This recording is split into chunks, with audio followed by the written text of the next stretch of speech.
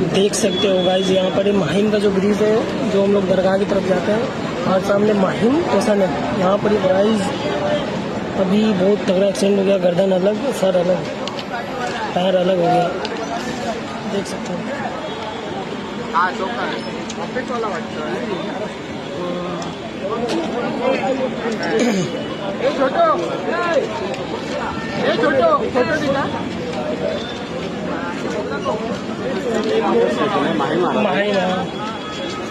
माहिम सामने ही तो है।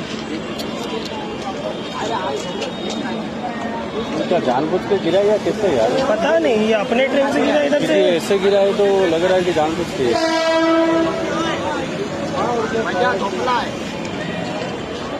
है।